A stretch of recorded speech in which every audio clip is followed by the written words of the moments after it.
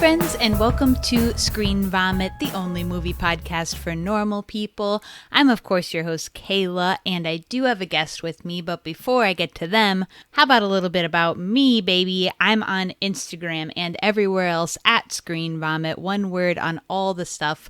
I have merch up now. The links are in my bio and in the show notes here. And how about leaving me a little rating and review wherever you see fit online. How about that? And lastly, I also have a Patreon at patreon.com/screenvomit where you can find extended eps, special eps, bonus content, etc. All right, my guest. My guest today is artist and filmmaker Graham Mason. So Graham has a whole bunch of short films, a lot of which you may have seen on Adult Swim. He has a web series called Words with Ike that's on Hulu. He also has a killer feature called Inspector Ike, which is out now on Blu-ray. And let me tell you something. Inspector Ike got 100% on Rotten Tomatoes at this moment, which means that it has a higher score than the movie that we talk about today. So how about that? So here comes, baby, my ep with Graham Mason. All right, I'm here with Graham Mason. What's up? Hello. So you mentioned when we were setting this up that you were really excited to cuss on the podcast on recording. So did you bring any cool cusses? I was wondering if you had anything badass to say. No, just classics. Just going to say damn and shit. Oh, okay. Hell yeah. Balls. Is balls a cuss? It is in where I grew up. Yeah? Yeah, I'll just do those three. That's it. Hell yeah. Thank you for the treat. Mm-hmm. Thank you for this uncensored forum. Yeah. I've been getting dragged for saying the word cuss lately. Oh, yeah. Yeah. People say I'm a prude and that no one says cuss except me. I guess I would say swear. I think cuss is kind of funnier, though. No, cuss is definitely a funnier word. Yeah, for sure. So then why are you going to opt for swear when there's a funnier option? Yeah, I'll switch. I'm switching. Hashtag make the switch, swear to cuss. Yeah. Let's get cussing trending. Mm-hmm, definitely. Hell yeah. All right, so my man's got a new movie, Inspector Ike, yes. Which I was able to catch live in person screening in Bloomington, which was sick, and sold out, which I was surprised by. Yeah, sold out Bloomington. Hell yeah. You got a Blu-ray release on Factory 25 you announced today. Mm-hmm. That rocks. Yeah, it's really crazy because it's this movie, Inspector Ike. It was made for very little money. What's the dollar amount here? You have receipts? We have receipts. I guess I won't say the amount, but it was... you're shy about money. It's five figures. You know what I'm saying? Okay. All right. So less than $100,000 budget. So it could be 99 though. Could be 99,000. Yeah. Mm-hmm. But so the movie was kind of made in this like ultra low budget way, and those kinds of things just don't often get physical releases. And Factory 25 is cool. Oh, it's super cool. Yeah, they're great. Actually, Factory 25 also produced the movie. So really? Yeah. So that's awesome. The guy who runs that company is this guy named Matt Grady, who is really cool, and he was there for the pitch. He kind of was like there all along. It was Matt Grady and this producer named Ian Bell. Mm-hmm. But the Blu-ray wasn't guaranteed, but that came through this company Vinegar Syndrome that's putting out 12 Factory 25 movies this year, like one a month. And we were selected. Slotted in. Yeah. Wow. Yeah, so awesome. I'm excited. I haven't held the box. I haven't seen it yet, but I can't wait to. It's going to be so weird. Yeah. Yeah. It's also nice, having something that's like not... So all of my stuff only exists like digitally, So it's like if the internet were to go down, it's just gone, It's nice that this could be like survive the apocalypse potentially. Yeah, in 100 years, somebody will find this Blu-ray in a pile of garbage. Mm-hmm. Like running off a generator, they'll watch it. They'll use their ancient technology Blu-ray. Exactly. Or maybe they'll be like, we'll be robot people by then, and they can just plug it into their They'll body just or something. They'll just look at it, and they'll be able to watch they'll just look at the disc. Damn, that'd be sick. Yeah. Yeah, so I loved the film. Do you want to tell the people what it's about? Yeah. So I wrote it with my friend Ike Afamadu, who's like a comedian here in Brooklyn that I was a really big fan of. And the movie stars Ike as this detective character that's kind of inspired by Columbo. The movie's very kind of inspired by Columbo and follows a similar structure. It's also like a fake TV movie from the 1970s. And it has all these comedians in it from the sort of New York alternative comedy world. And it's very silly. Like, I'm really proud of how sort of silly and wacky it is. And it kind of has a vibe that's similar to The Naked Gun or Mel Brooks. It's silly, but it sustains really well. Like, it doesn't get old, or it's not like too silly that it's not Flint. Yeah, no, for sure. Know? Yeah. Well, one thing is like it has a plot, like, which I think a lot of those like scary movie, 6, like at this point, they're not doing like a plot really anymore in these kind of spoof movies, but it has a pretty good procedural detective story plot that kind of keeps it cruising along. Hell yeah. Yeah. So yeah, you're in this like 70s aesthetic type vibe too. And I heard Ike talking about in an interview that you're working on this sort of, this part of 70s culture where you have like a guy and the guy is like a character and you put him in different universes. So like, whatever, like Burt Reynolds is a lifeguard. Now Burt Reynolds is a cop or whatever. But you're doing that with Ike and you've already started. Yeah. Yeah. Like when you see Ike perform, it's kind of like he's doing a character and he has all these different shows that he's done over the years. Like one was called Ike at Night. That was like a fake talk show, like a Johnny Carson show. And then he has a Christmas show called Ike for the Holidays that I think is kind of inspired by TV holiday variety shows. And when we were kind of becoming friends and also sort of becoming collaborators at the same time, he talked about how he has this persona and he thinks about this character as someone that's sort of existed in show business for like, many decades. Yeah. Yeah, like Burt Reynolds, or another fun reference that we sometimes bring up is like Regis. Like Regis kind of pops up in like 70 years of television. Inspector Ike is sort of like taking this comedic persona, this like fictional beloved showbiz character. And it's kind of saying like, in the 70s, he briefly starred in a TV movie series called Inspector Ike. And here's just like one episode of that series. Yeah. And at in the some movie, point he gave grammar lessons. Yeah. Right. Words with Ike also is like the same character, the ICU, the cinematic universe. Yeah. Hell yeah. Yeah. I just think that is such a creative thing to pull from that era. You see a lot of people try and fuck with old aesthetics, but I think that's such a unique thing to pull from it. And I think that rocks, to be honest. Thanks. Yeah. I mean, I think like one thing about it is it's like, it's not, nobody is really asking for that to be like spoofed right now. Like it's not a timely spoof by about 50 years, but we sort of had the idea for a detective character before we had the idea for the movie. And Ike suggested that I watch Columbo. He was like, you should watch Columbo because they do this interesting thing where, or instead of a whodunit, it's a how catch 'em, where you know who the killer is and you're trying to see how the killer is going to get caught, So I just watched the first Columbo and I was like, let's just do this. Like, let's just pull from this as liberally as we want. Hell yeah. So it has this quality that I really like. And I kind of want a lot of my work to have that's like, where did this come from? Like, what is this? This kind of timelessness and feeling like it's something that's sort of like a found object or something, Yeah, that makes sense. The cast is insane on this thing. Yeah. How do you become involved with so many sick comedians? Some of them were my friends. Like a lot of the movie is cast from people that I'm friends with, that it's just like from going to a lot of comedy shows and hanging out and being a fan until you become friends with them. Yeah, totally. Oh, okay. Yeah. That's my thing too. Yeah.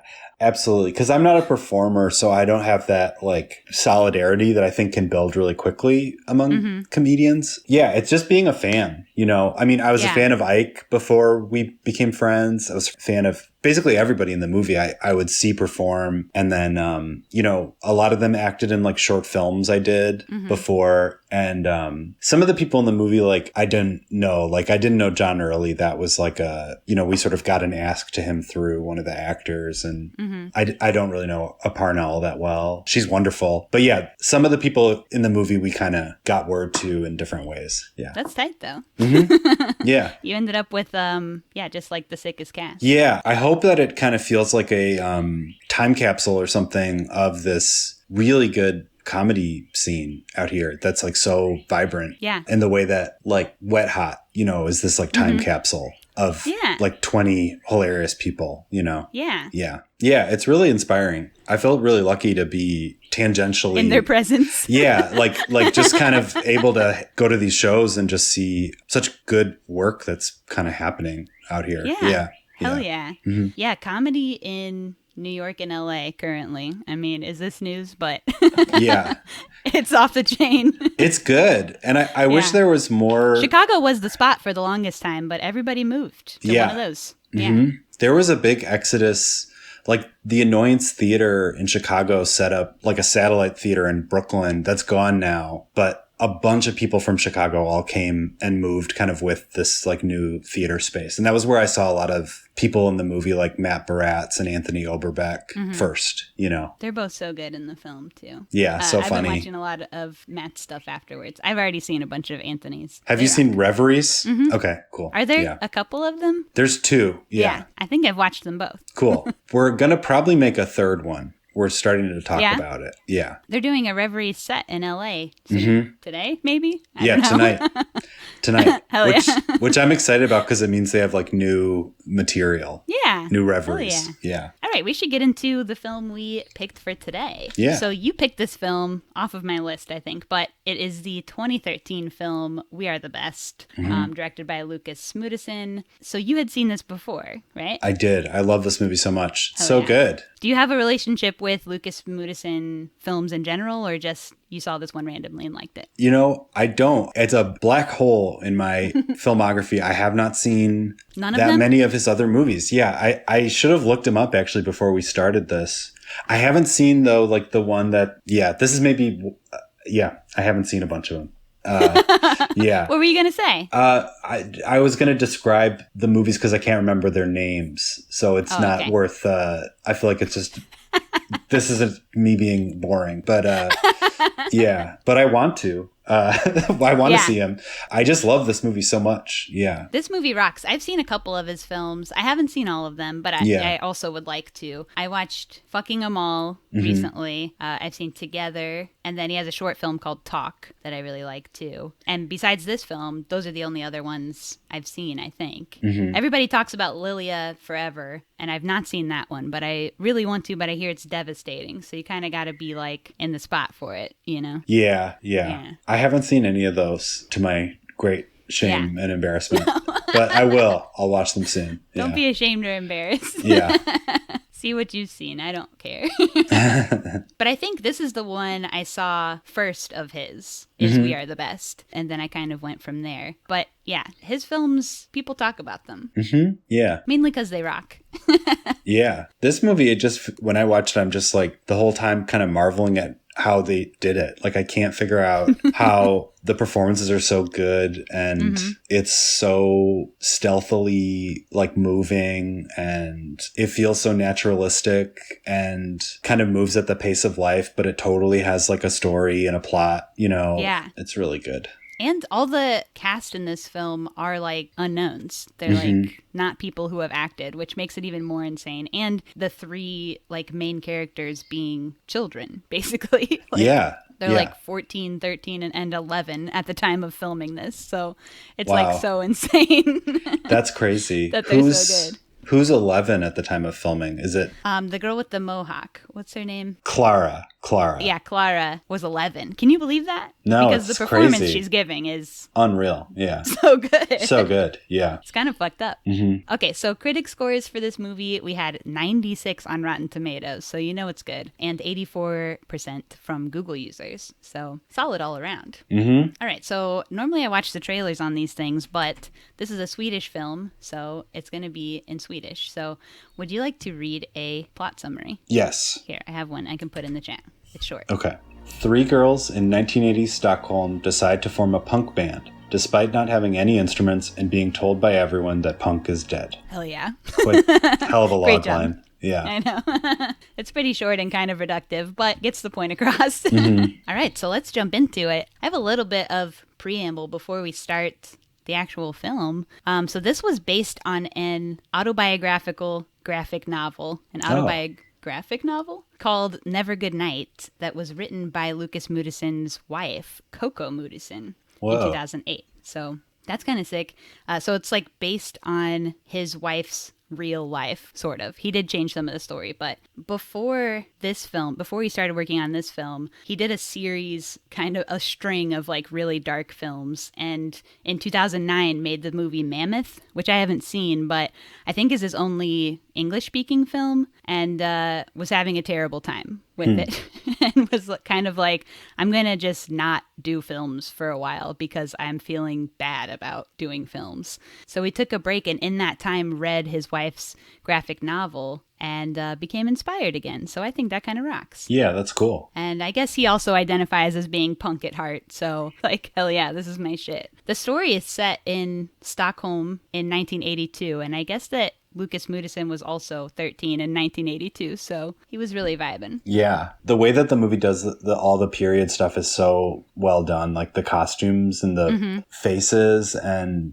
the haircuts. Like everyone is just like so perfectly styled in this movie. And it's never too over the top. I think it's really easy, especially with 80s, to be like way over the top. Yeah, totally. And it never feels that way. It always feels really genuine. Yeah. I was really marveling at like, you know, there are these scenes where the characters are filmed kind of documentary style, like interacting with people on the street. And it just really feels like a doc, you know? And then you have to take a moment and realize like, no, they dressed all these people, you know, in these perfect period specific looks. And he calls it improvisational camera work.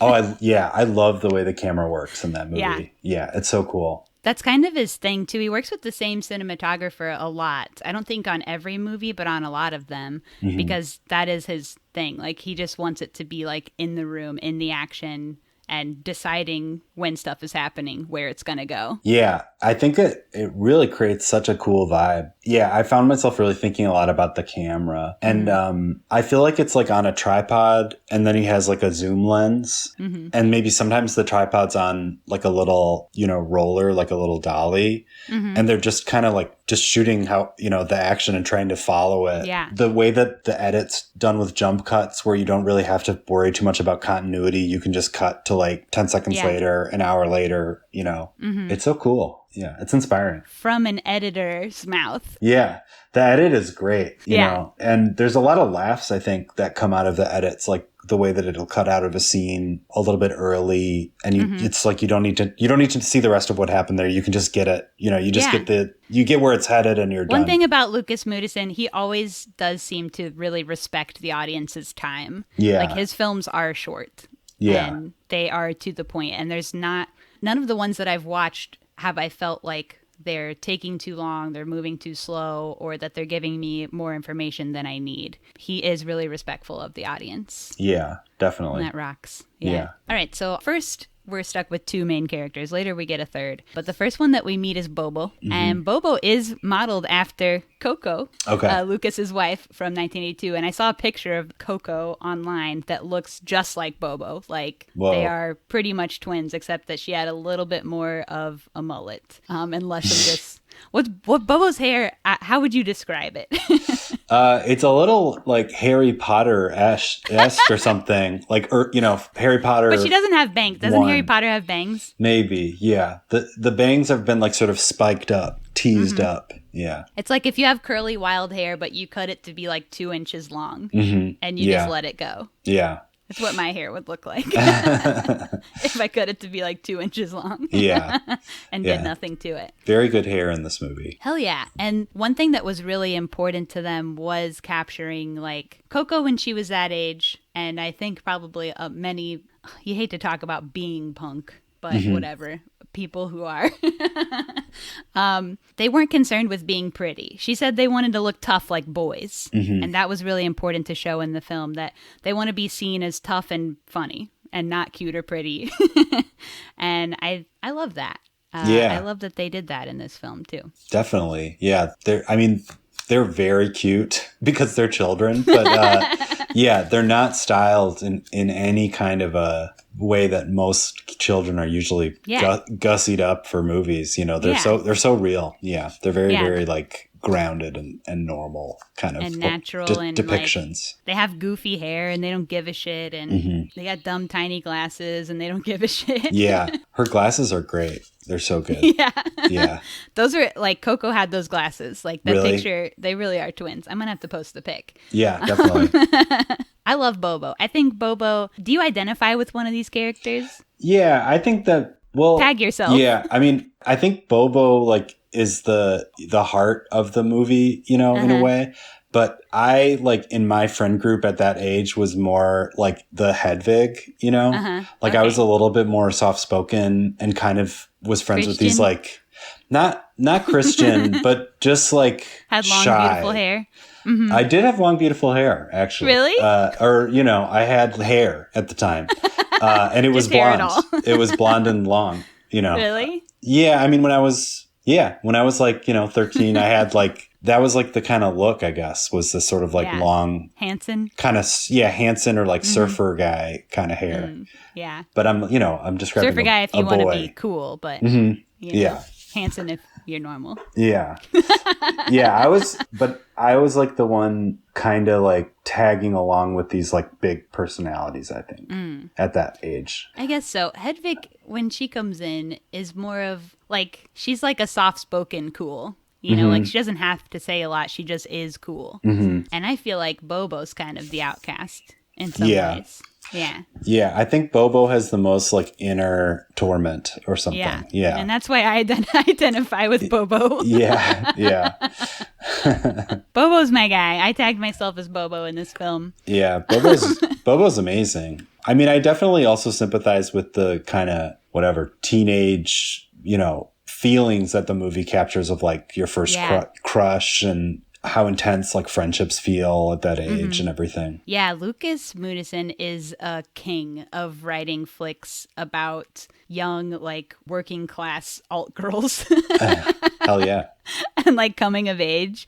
Like Fucking 'Em All is so good and so real. And I think so is this film. Like it just feels so authentic to my experience. I guess I can't speak for everyone, but I think it's such grounded stories and really captures like a full picture in an authentic way of what it's like to be a young girl. I guess guys relate too.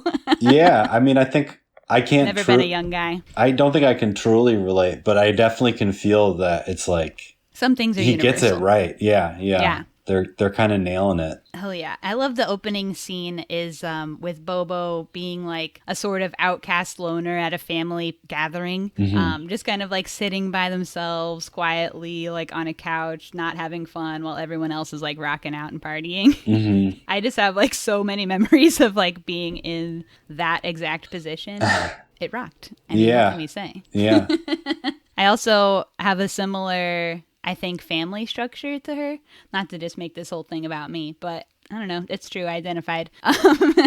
But we learn over time that like her mom is kind of not around a lot, maybe hanging out with guys a lot, spending time with them more than her. And her dad is more or less out of the picture, or she doesn't get to see him very often. Yeah. That's my experience too. So I just thought that was sick to see in the film. But it never feels that heavy, though. No. Despite that is kind of sad. Yeah. And there's that great scene where Bobo kind of comforts her mom, and it's not handled dramatically, but it's like just so sweet and like kind of Very weighty. sweet. Yeah. In its own kind of gentle way. It's really powerful. Yeah. And she's like, do you want an aspirin? Do you want a cup of tea? You know? Yeah. It's so sweet. Just really trying to make her mom feel better after unexpected breakup, I think, is what happened there. Yeah. But then next day after that, her mom is with another guy. Right. So yeah, she's moved on. Yeah. And then we have Clara. Is it Clara or Clara? Who's to say? It's Swedish, so we can't be faulted. It's like Clara. Oh, or something like that. You did it good. Thanks. Clara. I don't think I can do it as good as you, but you should keep doing that. Yeah. It's like a little frog. They get a little like froggy Clara. in the back of their throat. Yeah, they talk so cool. Yeah. Swedish is a cool language. I mean, what can we say? It's also neat how close, but how far it is to English at sometimes. Mm-hmm. I think like this film, it's called We Are the Best in English, but in Swedish, it's like Vi är bäst. Yeah. It's like close. Yeah. But yeah. Not exact. So Clara has like a different family structure, but that's kind of equally destructive in some ways. Like that her parents are around, but they're kind of a little too honest and real in front of their kids and like fighting in front of them and then just being like, well, this is us. Like, what do you want? We're being honest. Clara's like father is a really fun and interesting character in the movie in that he's also kind of has this like non-judgmental quality to him. That's like, I remember I grew up in the Midwest and I just remember like, yeah, that certain kind of like parent where you'd be like, whoa, this is one like a wild parent that kind of has like a little bit of an anarchistic, worldview and is a little more hands off and is kind of letting the kids learn their lessons through experience, but yeah, you do also feel a little bit like that she's kind of perhaps a little less supported, than maybe, Yeah, she others. could use a caring hand at some points. Yeah. But her family's just goofy. Yeah. So when we see them in their school environment, I think the first time is when they're working on a group project with two normie girls. Really well-cast normies. Yeah, absolutely. Well-cast normies. And they're the first people who say punk is dead in the film too, which becomes like a thing that happens all the time. But one of the girls says like, my brother used to be punk until it died. Yeah. Yeah, it's funny. What a silly line. Yeah, I know. I imagine that's based on like stuff real people said though. I can imagine though in 1982 coming off of the 70s feeling like, Reagan's president and you just had disco, like kind of feeling like punk didn't succeed, like they lost the battle, And it is a battle. You are legally only allowed to have one genre. Yeah, definitely. There's also a great scene where it's kind of like they throw a little shade at Joy Division, which I think is generally thought of as a very cutting edge, artistically, somewhat punk band, and that they're not having Joy Division either. They're like purists, Yeah. Capital P punk TM. Yeah, exactly. They also talk about the mohawk. So Clara has like a cool mohawk that she puts soap in. They think that's disgusting, although soap famously for cleaning. When I was in school, kids were using glue for their mohawks. Just straight up like Elmer's. Wow. And when you're done with it, is it just like, you just got to kind of, you cut it. You can't get it out. It's just cut. Whenever I put crazy shit in my hair when I was of this age, I would use baking soda because it's like clarifying. So you get some baking soda in your hand, you make a little paste, you put it on the hair, and it releases a lot of the stuff. It does also completely strip your hair and make your shit dry as fuck. Yeah, that sounds abrasive. The price you pay for looking cool as hell. Yeah. Did you ever have a mohawk phase? You're famously a bald king now. Yeah, I'm a bald king now.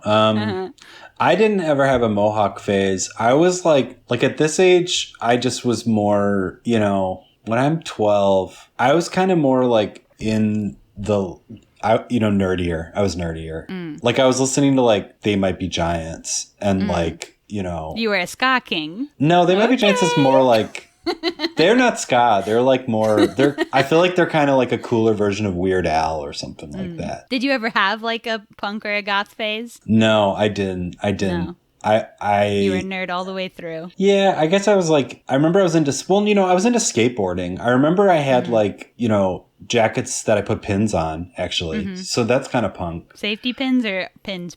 Safety pins. Like buttons. Yeah. Safety pins had such a moment in culture. Yeah.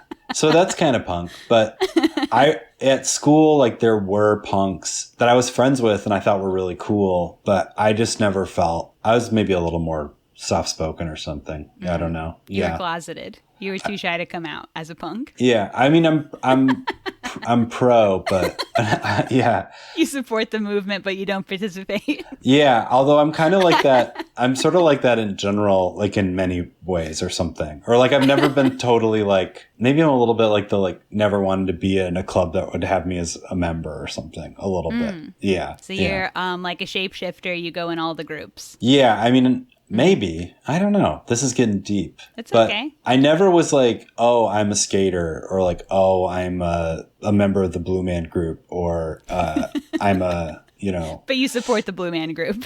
Yeah, but I'm You're pro but I'm Blue Man. interested. Like if I were hanging out with them, I'd want to hear more about their lives. I'm a supporter, but yeah, I've never like in the way that the kids in this movie are like their identity kind of gives them purpose. I never totally like hung my hat on one thing. Yeah. Yeah. I guess I had a pretty huge goth phase around this age. Yeah. And then from there, I think I've been classified as, sorry to say it, a punk.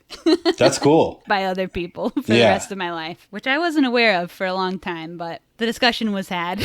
Yeah. I always got mistaken for being a member of a band. I mean, I was a musician for a while, but not any cool music.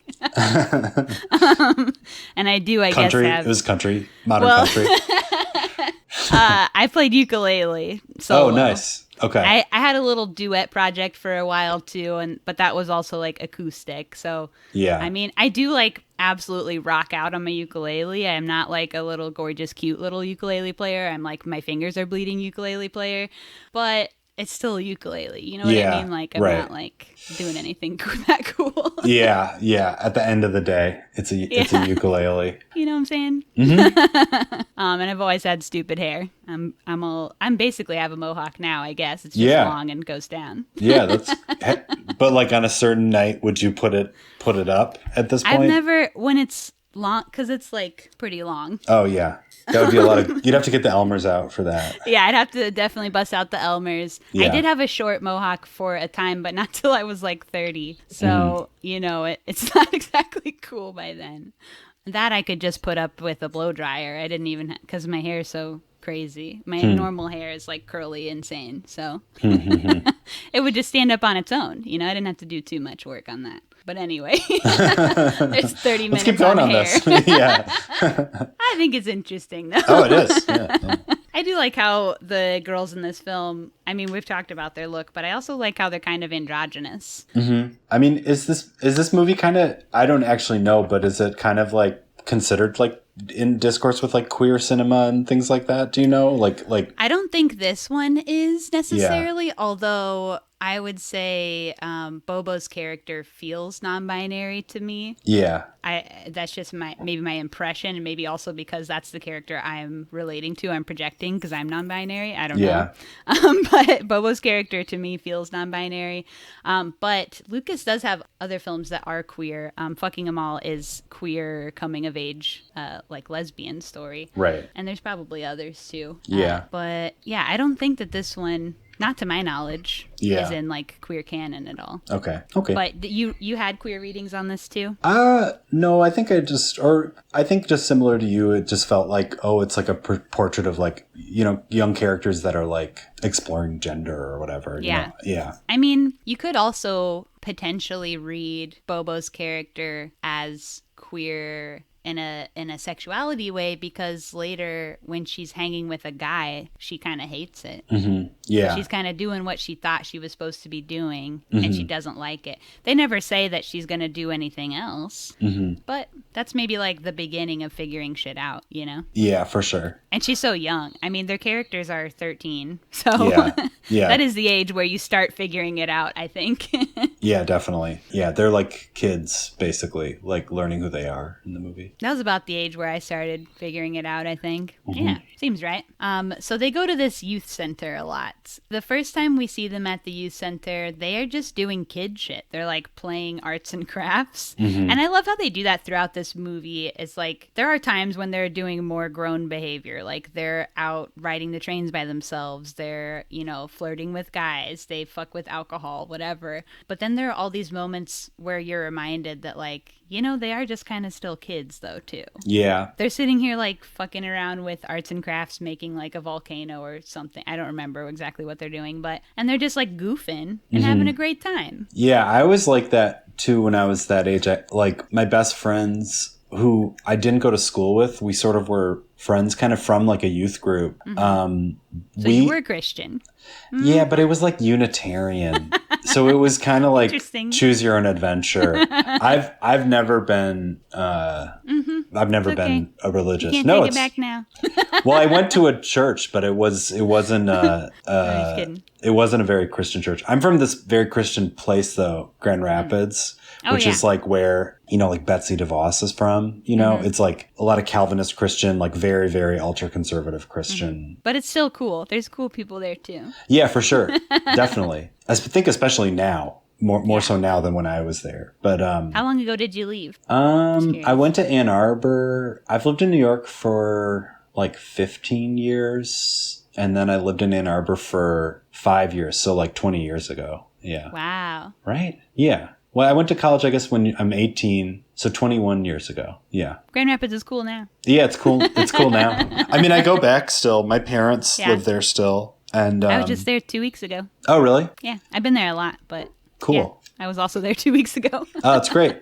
Yeah, whenever I'm home, I'm always visiting family, and I sense that there's like all these kind of new DIY spaces and, things that exist that just weren't there when I was in high school, really. We had, like, I remember when it felt like, oh, we got a coffee shop. Like, wow, there's a coffee shop, Yeah. Yeah. There was like a record store, there was a comic book store, and there was like a video store. There were these places that were like my, like, things I would go to get cool stuff and learn about cool stuff. But now it seems like there's so much more. It's a cute little town. Michigan famous for cute little towns. Any little town you go to, probably the cutest shit you ever seen. Yeah, for sure. I feel like I don't understand Michigan anymore when I go back. Because it's gotten it's like so Trumpy, there. Yeah. You are right. But like there are pockets of cool people in every little place. Yeah, for sure. But it is surprising, and we're like so off topic, but whatever. Yeah. The last time I guess this time I didn't have this experience, but I drove through Michigan. I actually went to Grand Rapids a different time, like 2 years ago. And on that drive up, I saw more Trump signs than you could believe. I mean, and like big ones, like DIY Trump signs that are like huge. And I was so surprised because everyone I know in Michigan is so cool and chill and like just tight as fuck. And I don't know, politically it is confusing to me. Maybe because there's so much country. You hate to stereotype country people as being Trump. Being equal with Trump, because I'm sure there are cool country people too. But you also know what I mean. Yeah. Maybe because there's so much country in Michigan. Yeah, I don't remember there being like billboards for like AR-15 shooting ranges and stuff like when I was growing up, Yeah. But also, there surprising. was not this cool DIY culture and, independent art scenes either, So, yeah, I don't know. Things are just developing, I guess. Yeah. So how did we get here? We got way off topic. We started with you met friends at a youth center. Oh, yeah. You were talking about how they kind of play. And I remember that, like, I did that with my friends. Like, it was kind of like... Yeah, it was always like in this context of sort of acting out movies, Yeah. And a lot of times it was like we would shoot stuff with like a camcorder. But I remember we had like, my friend Owen had like Playmobiles. And I feel like we played with Playmobiles like in this way that it was kind of like we were like staging these movies and sort of improvising movies. But I'd be like, we're getting pretty old. Like it felt a little secret. Like we couldn't, let other people know that we were still playing with Playmobiles. And I remember one time my friends, they went and they had like bought new Playmobiles for the sort of like movie, the back lot, you know what I mean? Like new characters. And they were like sitting in a car. They drove at the time. So I guess one of them must be 16 or 15. And they're sitting in a car, like unboxing them. And a cop came and was like, what are you boys doing? And they were like, we're playing with Playmobiles, Oh, no. Yeah. Even more shameful than doing it. You're like, drugs! Yeah. Like you'd wish that they were like at least drinking beers, but they were playing with Playmobiles, Yeah. That rocks. Yeah. I love that. So many filmmakers have that story of like that they were doing little goofy movies with their friends when they were young. Yeah. Wish I had a camera as a youngster. Things could have been different. Yeah. I did have a TV, and so that's where I'm at now. Yeah. I was watching then, and I'm watching now. Yeah. Some things never change. So the girls in this film sort of start this band out of spite because of an encounter with a rude group of guys who come in and like are like, oh, it's the prettiest girls in town. I'm so horny for these beautiful women. Ugh, and just like being really jerks. And then they go and start practicing music and they're so loud and they've just like rudely interrupted their play session. So the girls like sign up on the sheet and actually take their spot. And they're like, well, we're a band and actually we are practicing now.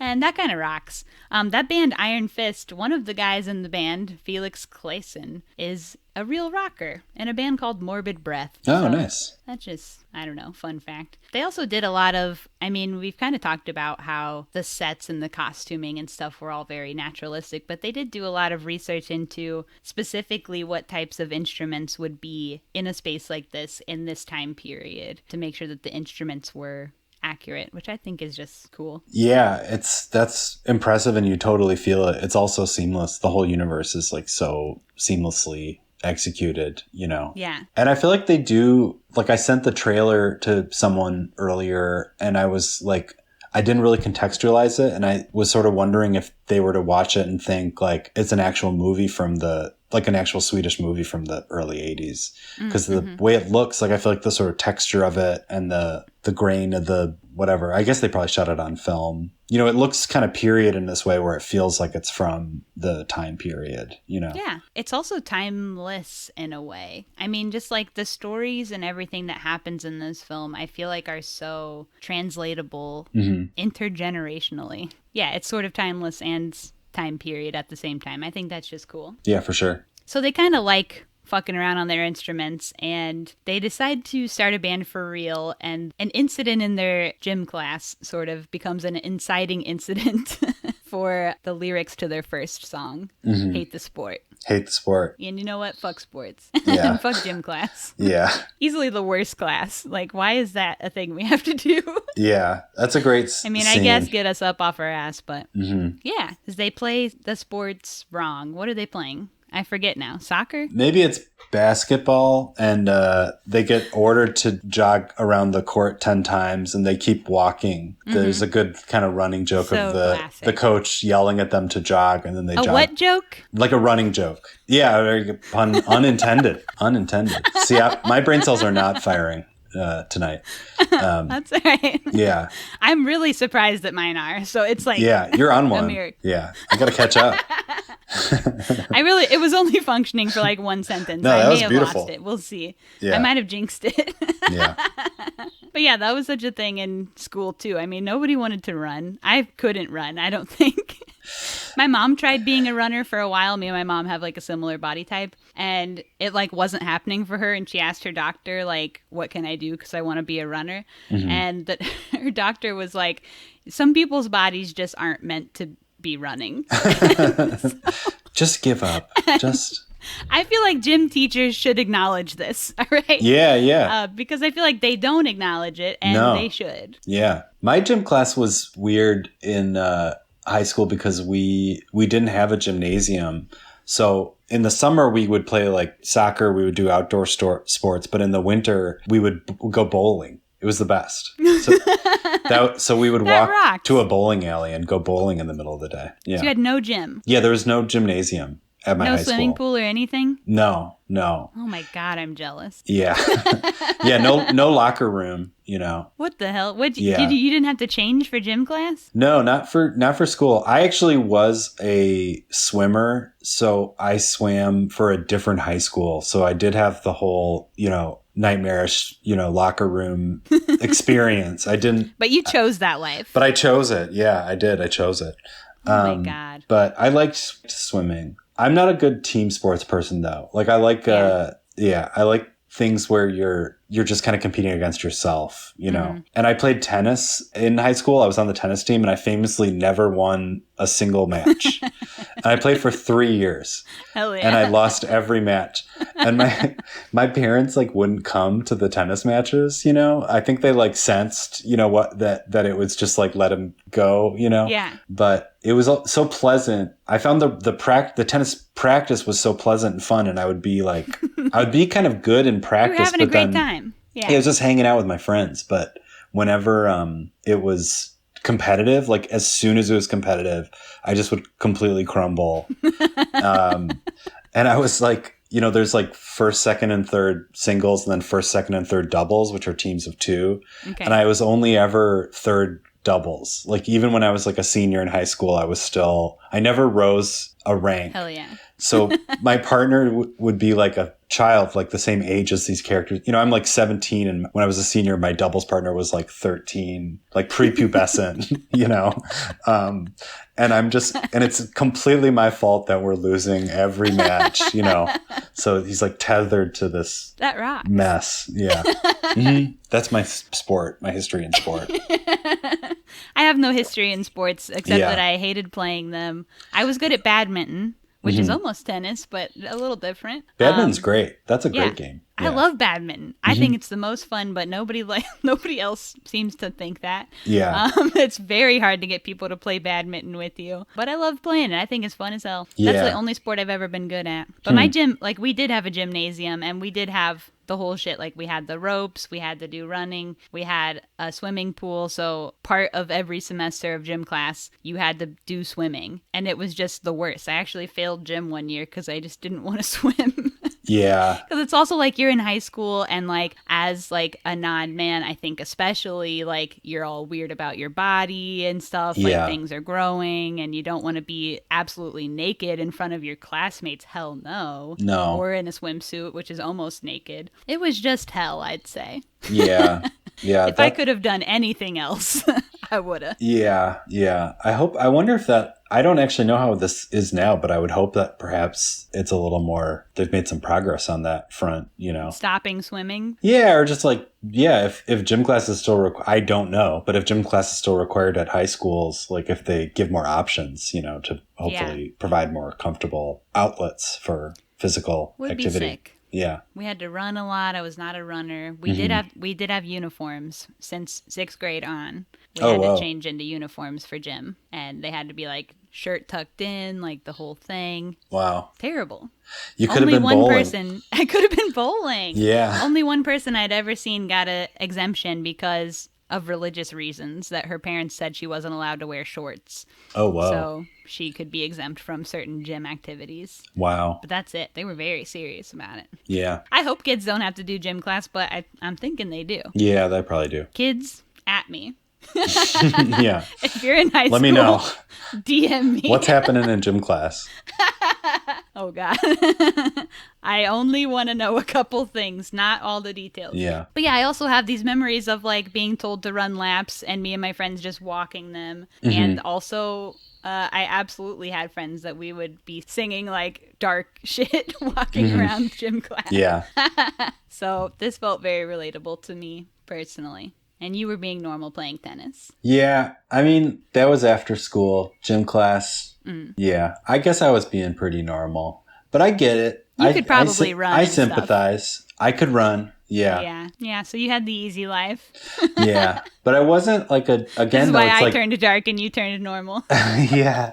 I wasn't like a jock though. Like it's another thing where it's like it wasn't my identity. Yeah. I was a little bit of a like dropping in to some extent. Yeah. Yeah. Dropping into jockdom. Yeah. Like it was kind of another group that I sort of, was hanging out with. Because I also was in the, my main thing was I was also into like AV club stuff. So there was like, at my high school, we had morning announcements where you would produce like a kind of TV show thing. There was like a little TV studio that I really loved. And then I would make videos for that. And then after school, we would hang out at like a public access station, kind of in the same way that the characters like hang out at this youth center. That rocks. Yeah, it was cool. Yeah, I mainly did more of the nerd activities as far as like team stuff went. Like I was on speech team or Bell Bowl or academic pursuit, which is like you buzz in and say the answers to smart people questions type shit. Yeah, that's cool. I remember cool is excessive. Well, cool to me. I remember I tried to do Quiz Bowl and I was like, I can't do it. I've never been very good with trivia, but I attempted to like moonlight with the Quiz Bowl people because those were my friends. I used to be in school. I was just like crazy smart. I don't know. I think I leveled out and I never got smarter at a certain point.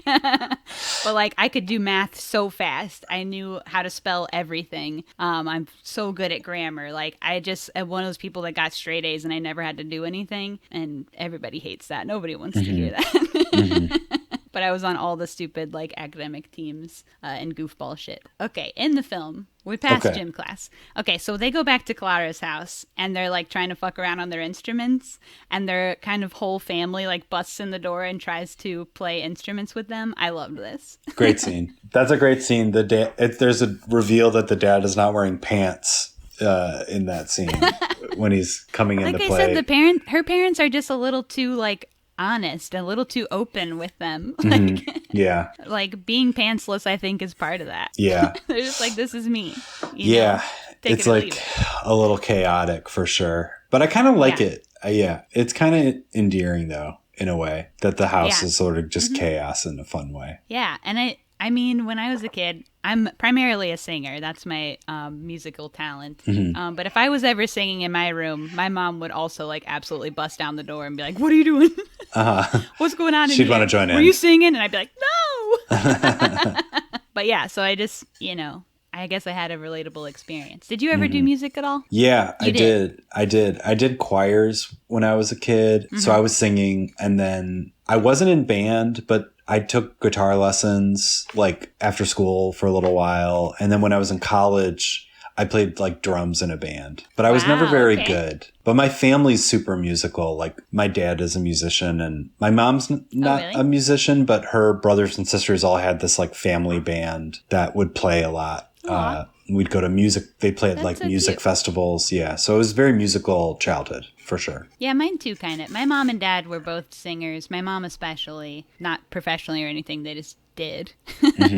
But my dad was a big music head. He owned a CD store. Oh, wow, cool. DJ for a while. So we'd go to shows and stuff all the time. Yeah. That's awesome. So I just had like way too much access to music. Because I can just go to this CD store and take anything I want, basically. Whoa, cool. So I'd just be like, this band has a stupid name. Let me check this out. Yeah. And it was like metal and punk and kind of heavy music. Yeah, could be. Or, I mean, I feel like I had a pretty eclectic taste as a youth because my dad was also so into music, spanning the decades. So, cool. I had range. Anyway, I don't know why we're back on my life story. Yeah, I don't know if we're going to make it.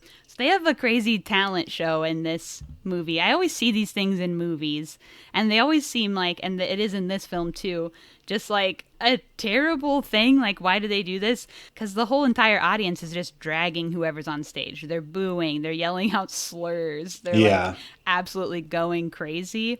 In a bad way. I never had anything like this at my school, but I see this in film a lot. Yeah, we didn't have talent shows like this. I remember sort of maybe in elementary school, but definitely not in middle school or high school, this kind of thing. It seems like an abusive environment. Yeah, especially just how like aggressive it is. But yeah, it's kind of a trope. It's a trope. And why is nobody stopping them? They're not being punished for like yelling slurs. Yeah, I don't know.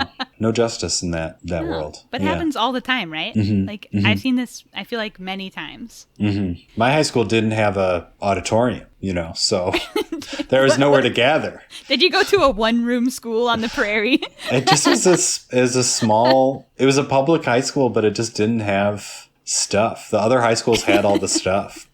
Yeah. What's the deal with that? Why didn't you go to the ones with stuff? It was like a magnet school. So it was like... Wait, is this like a smart people school? I guess it was like a smart people school, but it was... it wasn't like, X-Men Academy or anything like that. It was pretty like run down like building, I would say. You didn't learn any superpowers? No. But the teachers were really good. But all these things that were sort of like normal parts of high school... You'd have to go to another high school to like get. Interesting. Yeah. I don't know if this like talent show thing is a normal part of high school because it wasn't my experience, but yeah. Let the kids chime in. I kind of went to a stupid people school, I think.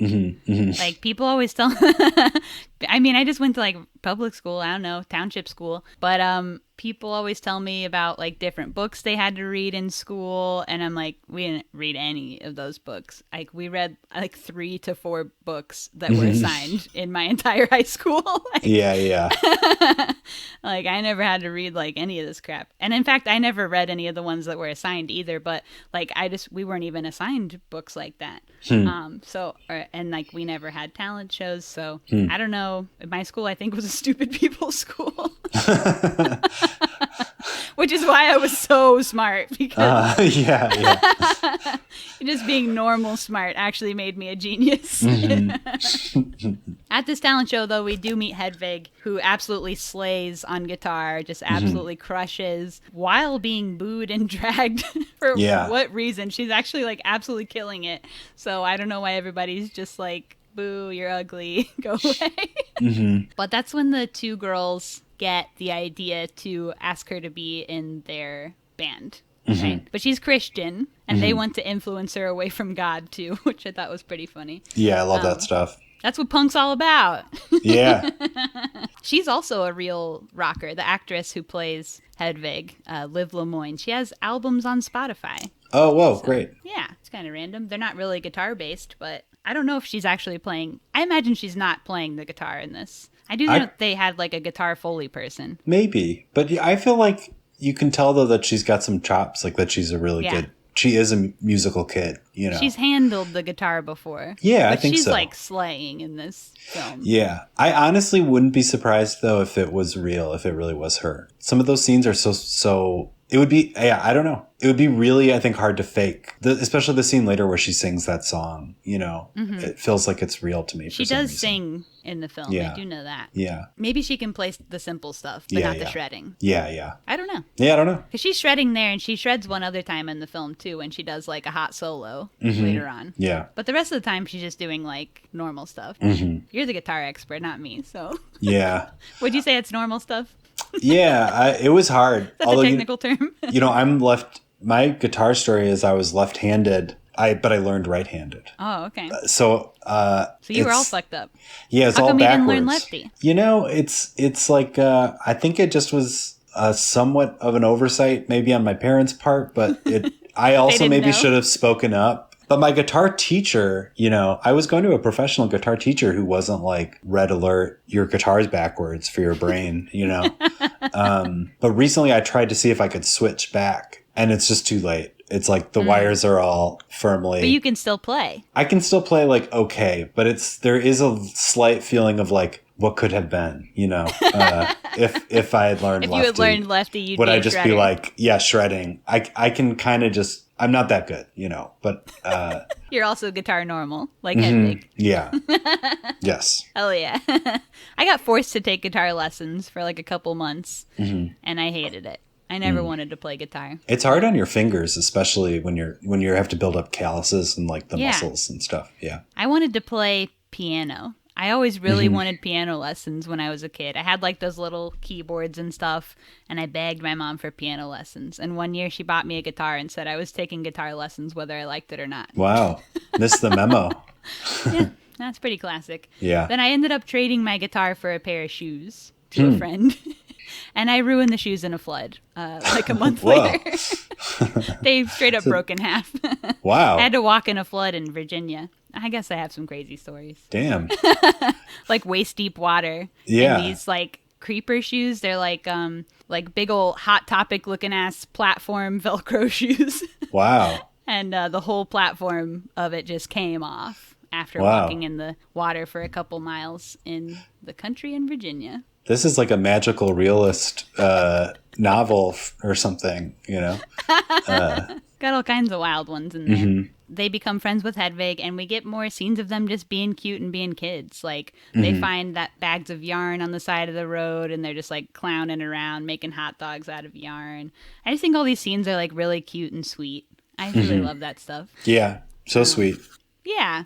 I guess the book is a little sadder. It more focuses on, like, the struggle with, like, the parents being not really in the picture and stuff like that. It kind of is more focused on that stuff. And Lucas just wanted to focus a little more on the joy. So the movie always feels like warm and nice, even when you're identifying with like kind of a shitty feeling, or like the parts when they're lonely or like self-deprecating or whatever. It never feels too heavy, I don't think. No, it always kind of feels like so naturalistic, and so like it's not being like dramatized, you know? Yeah. Like you don't feel like you're being manipulated. It moves at the pace of life, and it kind of has this like wisdom to it, or like a feeling of wisdom where you sort of feel like even if something bad were to happen, they'd grow from it and like life would go on. And, you know, it doesn't feel like you're being manipulated in any way. You know what I mean? In a conventional movie way. Yeah. Mm-hmm. Mm-hmm. I've heard him talk about how his goal is always to make really complex films, but with a really warm and optimistic demeanor.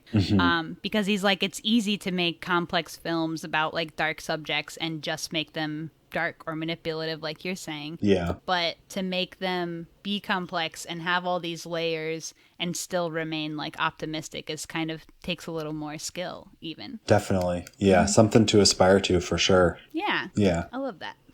Yeah, me too. Okay, so the party. They go to Clara's house, and her older brother has a party, and they snag all the drinks and get drunk as fuck. And kind of buzzkill the whole party. I thought that was fun. Yeah, also very like real and relatable. Her brother is also only like 16 or something, too. Yeah, her brother's cool.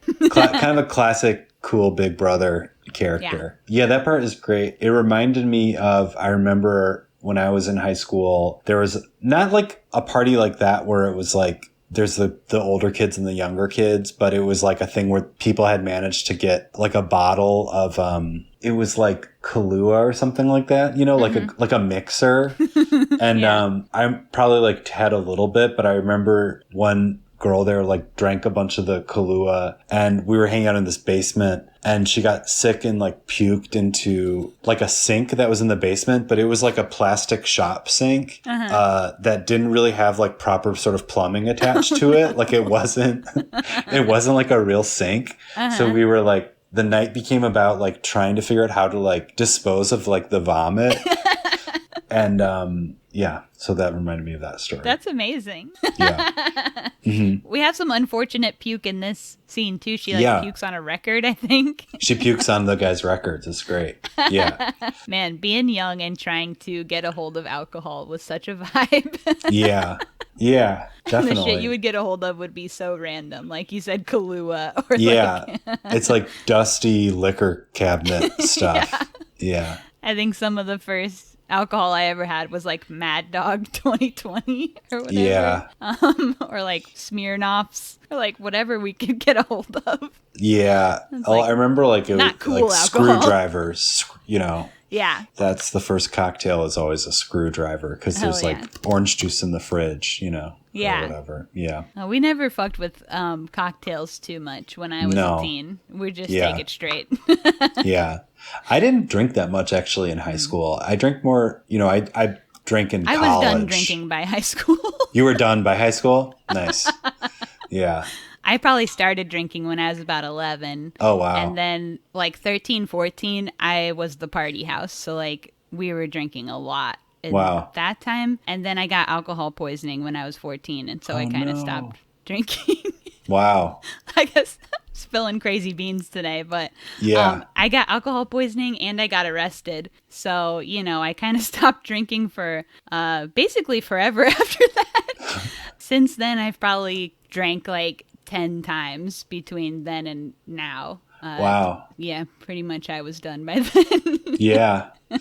I mean, that sounds kind of like a good story, though, in a way. Like you kind of got, it's great that. It's definitely like one of my like craziest life story. I think it's like a cool story.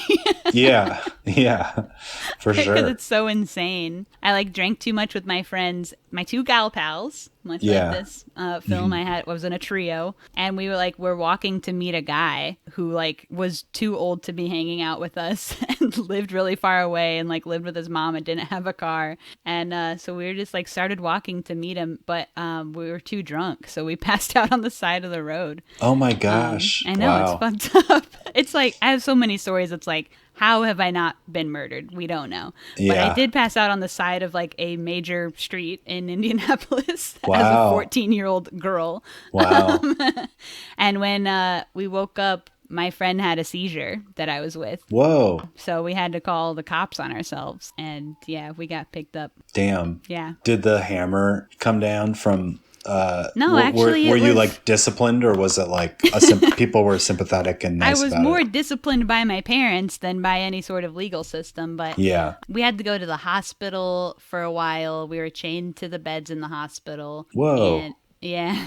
And Damn. then after a while, they took me to juvie. My friend that had the seizure had a suicide note in her purse. Suicide was really badass and cool at that point. We were all depressed. And so she had to stay for like a psych eval. But I went on to juvie and I was only there for like 7 hours or something. And then my mom, so like my parents were divorced, but my mom's my legal guardian. So my mom was out of town at that time and I had been staying with my dad. But since he's not like my legal guardian, they wouldn't release me to my dad. So I actually had to go to a guardian home, which Whoa. is like for orphans, basically, like basically an orphanage, and wait till my mom could get back to town. And she was in Virginia, where she's from, because her dad was dying. So she loved coming home early to have to pick me out of like an orphanage. Oh my God. That's wild. A pretty insane time. But I was, I had alcohol poisoning, so which basically felt like the worst hangover you've ever had, but lasting for like 2 weeks. Whoa. It was like so horrible, and I never wanted to feel that way again. It was very bad. Yeah. And then I was grounded to my room for the rest of the summer, which this happened in June. So that's basically like a couple months. Wow. I was grounded, not only grounded, but grounded to my room. Like I had to ask permission to come out of my bedroom. Wow. So, and I couldn't use the phone or TV or anything. So a lot of music at that time. Yeah. And a lot of thinking about your life. Yeah. Yeah. You did a lot of soul searching. I became Yeah. vegetarian. Whoa. Anyway. That's a great story. So it's a crazy story thank that you I for get to sharing have that. now. Yeah. So drinking when you're a kid is tight, and everyone should try it. Yeah. Yeah. Get it over with. Yeah, that's what I say. Get it over with, because then like you're young enough that like people forgive you for shit. That was my first offense. I suffered no consequence. Not that everyone wouldn't suffer a consequence, or that there aren't dangers involved with doing substances when you're a child. Okay, don't sue me for. I'm not liable for anybody's terrible time. But I don't know. I think like once you're older, like when you try and have like your crazy party time when you're older, like you can suffer a lot harsher consequences. You know, I didn't have a license then. I couldn't be driving. I say get it out of your system. Yeah. I'll co-sign that, I guess. Legal drinking age should be 10. Yeah. 10. Yeah. Let 'em have it. Bring it down. I think I'd take it down to 16. What's Europe? Like some of them do like 14, right? I think so. I think it's just a much healthier relationship They're a lot to more normal alcohol. about it. Yeah, Yeah. yeah. We digress. I know. We're all about digressing today. I hope That's that's nice. okay. I hope people enjoy it, I guess. Yeah, I think they will. I'm Okay. enjoying it. So Good. I generally think if I'm having a good time, the people are having a good time. It seems to work out that way. Definitely. I think the next big thing that happens is when they cut Hedvig's hair. Yes. They like go to her house to quote unquote help her watch her little sister. But then they cut her hair off with like huge scissors. They go about it all crazy hacking, but somehow it comes out like this gorgeous faux hawk. Yeah, it comes out really good. Yeah. Yeah. Really good, crisp, smooth, faded, like gorgeous. The girl, I mean, this young girl is also just absolutely strikingly gorgeous anyway. Yeah, yeah. But she looks even more badass with this gorgeous faux hawk. But since she's like from a conservative Christian family, her mom like flips out, says it's abuse, and says that she's gonna report the two girls to the police unless they become Christians and go to church with her, which was like so psychotic, but I was kind of obsessed. It's like a punk fable or something like that. Yeah. Coming of age punk fable. Our worst nightmare. Yeah, go to church or go to jail. Yeah. She wants us to become the thing we hate. Yeah. Yeah, that was pretty silly, but she like looked badass. It's like, come on, mom, look at me. I look incredible. And she likes it. There's a big reveal that she likes the haircut. She does and it is a slow reveal. So for a minute you are like, oh God, they feel like guilty. Like, did we fuck up this girl's life? Oh my God. Like, we didn't know we were doing something wrong. But when they meet at school the next day, or a couple days later, I guess, because she says she misses a day, she's like, oh no, I was just embarrassed because my mom is so crazy. And we can be friends, actually. And they have a little food fight. Beautiful. The food fight, I guess, was improvised, too. I guess a lot of this was improvised. You can feel it. You can feel that they're just going for it, you know? They're too natural. And the camera's just catching it. These young kids, yeah. Yeah. How they do that? Yeah. I don't know if I could. Yeah, be that comfortable. I think they just must be really good at creating a set where the kids could just kind of be kids, you know? Yeah. Their friendship is so cute. And they do seem like so close all the time. Like, they're so comfortable with each other. They just are always like giggling and having a good time and like seem like they have like an inside secret, you know, no matter what they're doing. They're just like giggling and being cute. I just really like that. Yeah, me too. Although allegedly, I mean, I guess they lived together during the production of this. The three girls did. They like stayed in an apartment together. And they all, in interviews with them that I've seen, they always mention how much they fought. Oh, wow. They're like, we were fighting all the time because we're just like three girls like stuck in this house together. Wow. The actor who plays Clara was like, sometimes it would be really hard because I'd be so pissed at them and I'd have to come to set and be their best friend and I just didn't want to or whatever. Wow. So that drama they keep kind of off the screen. Yeah. So in that way, it's almost a little more impressive even because they always seem so genuine together, knowing that like inside sometimes they are fighting. You know what's funny that I found out about that one is this TV show that is like called Castle that's with the guy from like Firefly. Do you know who I'm talking about? Mm-mm. This is probably one that maybe will land on the cutting room floor, but it's like a shitty like CBS or ABC. I'm familiar with the show Firefly, or at least conceptually. I've never watched it, so I just don't know what. Yeah, me neither. But it's this guy that's kind of like hold on, in Joss Whedon stuff. Yeah, Nathan Fillion. Yeah, like. In the description of that show Castle, they like mentioned that this guy, Nathan Fillion, like hated his like partner on the show. And this isn't good. This isn't a good anecdote.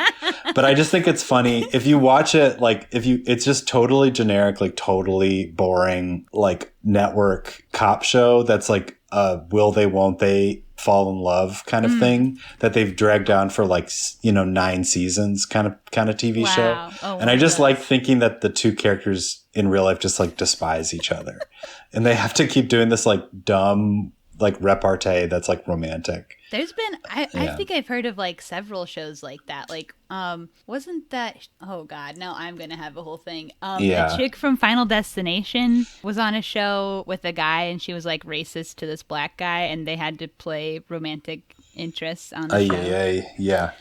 I think what I'm worried about when you try to describe things is like, are you a fan of On Cinema, like the web series, the Tim Heidecker, Greg Turkington thing? Oh man, I should is what you're oh saying. Yeah, okay. It's so good. I mean, I'm writing it down. Hundreds of hours of stuff that you can watch. It's like a whole world you can fall into. But the kind of like first germ of the show, which it started as a podcast and then became like a web series, is kind of making fun of this thing in podcasts where people are just describing movies like back and forth to each other, like inarticulately. And they're like satirizing it. But that's what we're doing now in real that's time.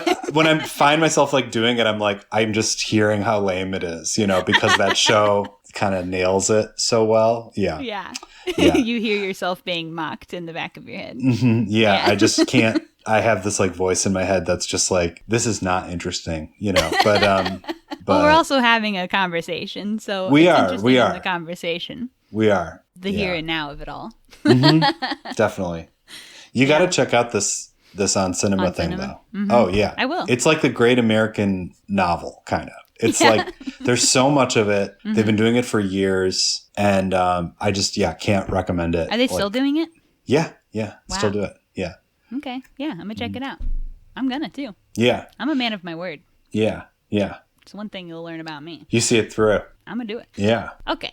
In the movie, they go to Panhandle for money to buy an electric guitar. Great sequence. Yeah. And then they spend all the money that they get on ice cream and candy instead. Lucas Moodysson mentioned that it was really important to him to have the girls having a lot of direct interaction with the world. He sees that more as a representation of that time period too, where like kids aren't really having that much like physical direct interaction with the world anymore.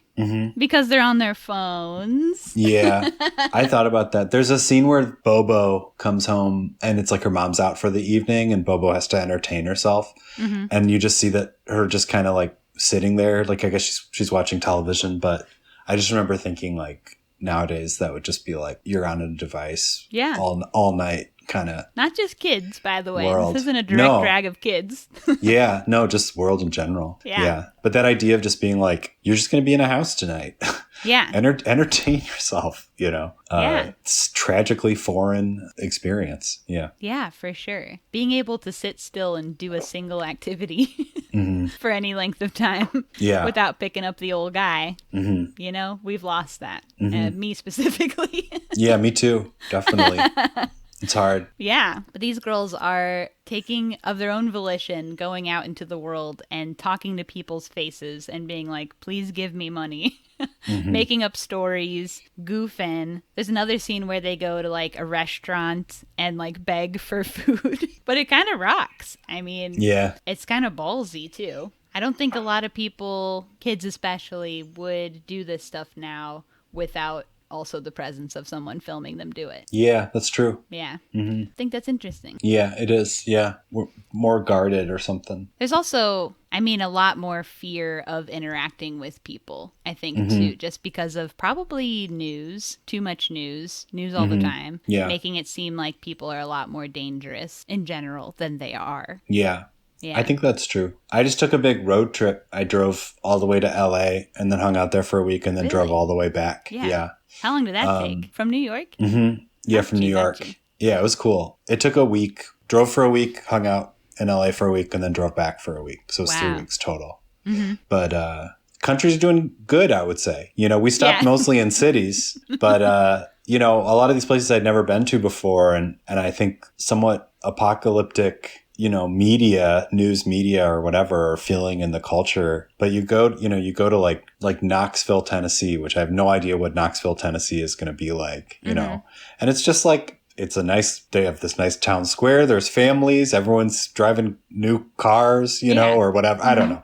I mean, I'm speaking kind of broadly, but there was a nice feeling of like, oh, okay. Like, you know, we're doing okay here out here, you know? Yeah. It's not as extreme as they would like you to believe. Yeah. The news makes everything seem more catastrophic. Yeah. People are afraid that like everyone around you is going to kill you at any moment. Yeah. Anywhere definitely. you go. And that's just not, you know, true.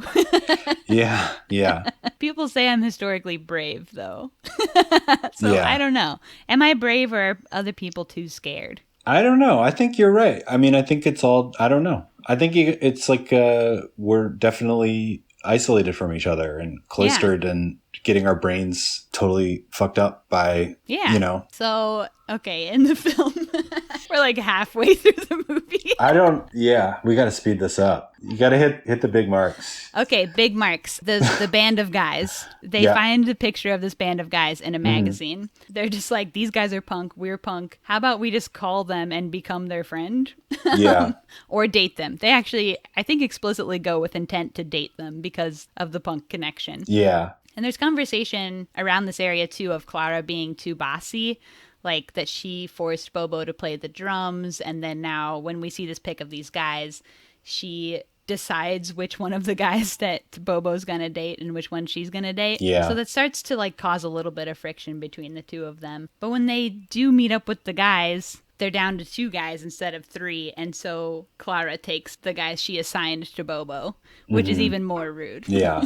And Bobo's left in the lurch. Left in the damn dust. Yeah. And, you know, bless her heart. Yeah. I feel bad for her. And she's like clearly this like 5th wheel and she's so uncomfortable. And also just like at the same time watching her friend Clara sort of pretend to be someone she's not to impress these guys. Like she's wearing makeup. She's like pretending not to like a band that she actually really loves, and like seeing her friend kind of abandon her own self and also abandon her for this guy is like just making all kinds of feelings inside of Bobo. she gets all sad and weird. And I just, that was like, it's such a tense moment and so beautifully done, I think. That whole thing. Yeah. Yeah. She like tries to act out a little bit just to like get some attention from everybody, to like standing too close to the edge of the roof. Yeah. Just like being so insecure and trying to still be a part of groups that are clearly like leaving her behind. Oh, my little heart for her, you know? Yeah. Some of my favorite parts are coming up. So when the guys at the youth center announced that another youth center is having a rock concert and they want bands to play, they're first like, obviously the guys band is going to play. That's clearly. But I think having a girl band could be cool too. They don't even understand why that's like derogatory or diminishing to their band. And then the whole scene where one of the youth center guys like tries to mansplain playing the guitar to Hedvig. Yeah, it's great. Oh my God. Yeah, that was like incredible. That like the first time I saw this movie, I was like, this is my favorite movie after watching that part. Like, because she like is an absolute shredder on guitar, and they just come in like, oh, well, here's how you use a guitar strap. First of all, let me teach you some simple chords. And then they sound like absolute ass. Yeah. But she gets to have like a redeeming moment where she grabs the guitar and does like Jimi Hendrix style, like she cuts loose. She cuts loose, yeah. As a person who plays an instrument that most people don't take seriously, particularly men, I've had my own instrument mansplained to me many times. And so have many other non-male musicians that I know. And boy, what a time it is. Yeah. They go, oh, no, you got to do it like this, or, you know, mic it like this or whatever. And I go, I think I've been playing my ukulele for 10 years. I think I know how it sounds good. And then later they come up and they go, you know, you were right. And I go, would you look at that? And then the deal with that? You're like, would you look at that gun in my hand? The gun in the end of my ukulele. Your chest. Yeah. Huh. Imagine if my ukulele was also a gun. That'd be good. Yeah, I think that could be pretty sick. Good case for a handgun. Yeah, that scene with those guys who are also really well cast and like kind of perfect. Yeah, like hippie counterculture youth group bros. Like, I don't know, specific demographic, but they're so perfect. Yeah. Yeah, the way the movie sort of captures like just, you know, casual sexism and is very well done. And also like not overly dramatized, you know, like it doesn't hit it too hard. Like it hits it kind of just hard enough to feel shitty and crushing, but it doesn't feel like you're watching an after school special or something about, because a lot of sexism or whatever, you know. A lot of sexism or, you know, any kind of ism is more nuanced and less overt. It's not just like somebody being like saying out loud, I hate women and I think women are less. It is people doing stuff like this. Like, well, you're girls in a band. Why doesn't that make you a girl band? Right. Yeah, I'm always happy to see people approach discussing those topics in a nuanced way. They did a good job. There was a tiny little scene, like a little insert scene that I just really found to be funny of Christmas with Bobo. When she's exactly that age that she gets to watch her little brother get like all these really cool gifts. And then she gets sweatpants and a block of cheese. Yeah. I just thought that was so funny. It's like a small scene, but I just thought it was really funny. I had the thought that I was like, nowadays, that would actually be a pretty good gift for me. You know, I'd take a block of cheese, you know, at this age. Some sweatpants. That's like a perfect Christmas. Yeah. Hell yeah. Yeah. But she's, you know, 13 and wants something cool, but like those aren't cool gifts for sure. No. And like that age, it's like, what do you get for people that age? They're like in the in between, you know, they think everything's probably not cool. Probably buying them stuff they were into like 5 years ago and they go, Mom, I don't even like that anymore. Okay, so let's talk about the gig. Let's just skip to the gig. Okay. I loved the gig. They put so much like pressure and build up onto this gig. And then they get there and it's just like a fully lit gymnasium with like 30 people in folding chairs, like in the middle of nowhere, Sweden. Yeah. I thought that was so funny. And they're so like, this is our big rock concert, you know, and they're so stressed. Clara's like basically having a panic attack in the bathroom just for like this vibe. Yeah. That's the way that it felt, though. Public speaking, at that age always Yeah. felt so dramatic. And I remember I still kind of get stage fright feelings. But stage fright at that age felt like so crazy, like so Yeah. overwhelming, Yeah. I did karaoke at a campsite in the middle of Indiana somewhere at one point and was like so worked up about it. Yeah. This is karaoke at a campsite, like underneath one of those shelters with picnic tables. Yeah. Like, Yeah. the most low stakes something could be. I'm never going Yeah. to see any of these people again. What a goofy thing. And then they're brought on stage as a girl band, again, introduced as a girl band. And again, we get like this crazy audience who are so like, this is supposed to be like a youth center, I'm thinking like the Y, like after school program, basically, with adult guidance. But as soon as they get on stage, the audience is like, go home, you're ugly, you're communist whites, you're going to die. Yeah. It's like somehow even worse than the talent show. Yeah. Like, how is this allowed? Yeah, they go hard in Sweden. I don't know. No discipline. These kids have no discipline. I guess not. That's socialist stuff. I don't know. I think they call them communist whores at one point. Yeah. And they haven't even done anything at this point. No, like they've like just walked on stage. Well, nobody said anything about the guys. They're ugly. Mm-hmm. Yeah, so just absolute madness. And they end up changing their song "Hate the Sport" to "Hate Vasteras" or whatever the name of the city they're in. The village that they're in. Yeah. Yeah, which ripped. And just all hell breaks loose. And it is like an actual punk concert then. They switch the vibe. Totally. People go absolutely mad. Punk triumph. Hell it's like a sports movie, where the final game is how punk can the concert be. And it's very punk, It ripped. They rip it up. Hell yeah. And they're the best, And that's pretty much the end of the movie. I mean, there's like creds footage of the girls just like raising hell at that restaurant and in public, just being cute and raising hell. Yeah, like the cutest pranks ever, Yeah. And then at the very end, there's like Clara's dad playing clarinet while shitting, which also ripped. Yeah. Pun not intended or intended. Ooh. Yeah, ripping ass, ripping rock and roll. Yeah. Hell yeah. Yeah, I also think, so Lucas Moodysson mentioned this movie being not only just like a coming of age story, but like a film about the creative process in general. And I think that's interesting to think about because it is like you see their idea from like a direct reaction to something that happened around them, which was they were mad at their gym teacher. And that made a creative spark all the way through like multiple scenes of them just like fucking around, trying to get better at it, adding a guitarist, blah, blah, blah, and honing it down till it's a real song at the end.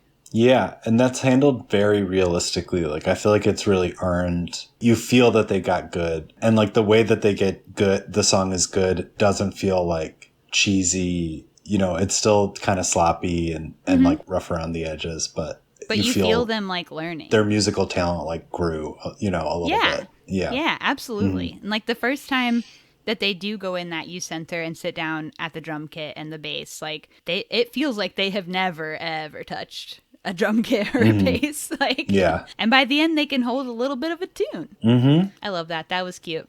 Okay, we rolled creds. Do you have any more thoughts, or we can rate this out of 5? I guess the last thing that we haven't talked about yet is just how funny the movie is, I think. Like, I'm kind of like I can be a hard laugh, and I like laugh out loud like throughout this whole movie. Like, it really just gets me. Something about it, maybe just like the level of like vulnerability and awkwardness or something. It just feels so real and surprising, and it's so well edited. I just think it's really, really, really funny in a way that, I don't know, you don't really think of, I would say, for like whatever international art house type movies. Like, this movie is like hilarious, So that was one thing I wanted to bring up about it. Is I just think it's really genuinely very, very funny. That's awesome that you're laughing out loud if you're a hard laugh. I'm the opposite. I'm a chucklehead. I'll laugh at anything. I laugh all day long. Yeah. I love comedy. I'm, like a huge comedy nerd. And it varies, but I guess it's like I watched it, alone. And I'd say I'm like maybe a harder laugh when I'm watching something alone. Really? If something's really funny, it'll get me. But no, not me. It's I'm the often opposite. more. I'm sitting there kind of like I think nodding. my upstairs neighbor might call the cops on me sometime for laughing too much. That's great. Yeah. I don't know. I wonder if it's become a little like intellectualized for me or something. Yeah. But I feel like this movie is funny in the way that like hanging out with your goofy cousins, like they're funny. Yeah. Yeah. Because maybe it's like, it's so authentic. This movie is like unusually authentic. I think most of like all the Lucas stuff that I've watched it's like, there's something that's so real about it that you just, it's really hard thing to capture, and he captures it very well. Like all these people feel like people you could know and do know by the end of the film, Absolutely. I get that, what you're saying, like that it's like hanging out with your goofy cousin. Totally. Hell yeah, that rocks. Is there anything specifically that you think of when you think of what were the funniest points in this movie for you? I mean, kind of just in general, but just, the scene we were talking about earlier where they're ordered to do laps around the gym and every time it cuts, they're not running anymore. They're just walking. That really got me when I was watching it. And I don't know, just like the intensity of their conversations. They're just so funny. Like, I just kind of find the actors so delightful, the whole time that I'm kind of just laughing, not really at them, but just kind of. You're just experiencing so much joy. Yeah, I'm just so delighted by it that I'm laughing. Yeah. Hell yeah, that rocks. Yeah. All right, was there anything else or you want to score? No, I can go straight to the score. All right, out of 5, what do you think? I would give it a 5 out of 5, I would say. Ooh! Yeah. Hell yeah. Is that rare? Do people not give a lot of 5s? I would say not never, but 5s are special. Yeah. No, I think it's a special movie. I remember when I saw it, I was like, I think this is my favorite movie of the year. When I saw it in 2013 or whatever, 2014. Yeah. And it was my favorite movie that year, for sure. Like, I remember being like, that was the movie that I would tell people was the best. Hell yeah. So it's a 5er for me. Yeah. Hell yeah. That rocks. I gave this 4.5. Okay. I do really love it though. I guess I'm stingier with my 5s too. I'm a little bit of I taught a class a long time ago and I gave too many A's and like the head of the department sat me down and like forced me to create a curve because I had given too many A's. Damn. And so that's where I'm coming from here. You just want to celebrate people and spread positivity. Yeah, exactly. Yeah. I respect that. Okay, so I gave this a 4 out of 5, or 4.5 out of 5. You gave it a full 5. Safe to say we'd recommend the film. Absolutely. Yeah. Hell yeah. I love this film. It rocks. Lucas Moodysson absolutely rocks at like coming of age shit and really grounded stories and characters. I love his work. I want to watch more. Me too. Now it's time for ScreenVomit.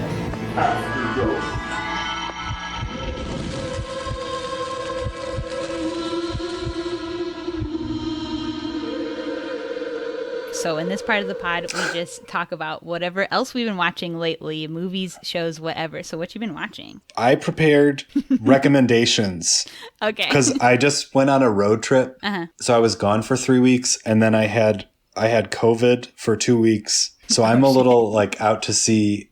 I watched a lot of movies when I had COVID, but they were all like I watched like Spider-Man. Like it wasn't anything I could recommend. You had brain fog the whole time. Yeah. So I had brain fog and then I was like living in a car and not watching any movies or TV shows, which was great. Besides your own movie. Besides my own. Although actually I don't even watch that anymore. I leave really? I just say no, I can't watch it anymore. Yeah. Why? Because I've seen it so many times. See all the bad stuff? Yeah, and it's not that interesting to me anymore. And it's kind of, you go get it like a dinner or have a beer during the movie and, chit chat. I just thought you'd like to see the audience. I've done it a few times, but, I edited the movie myself. So, I just don't need to see it anymore. I've seen it enough. I've seen it hundreds of times. So, yeah. I guess that's fair. Mm-hmm.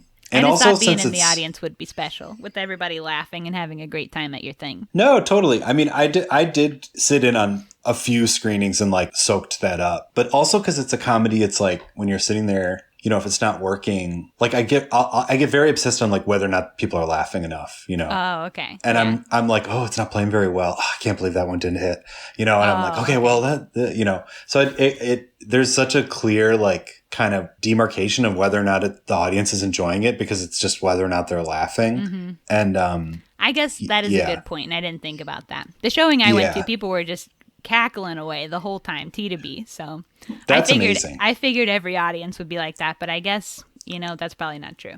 Yeah. Okay, so what have you been watching that's not your own movie?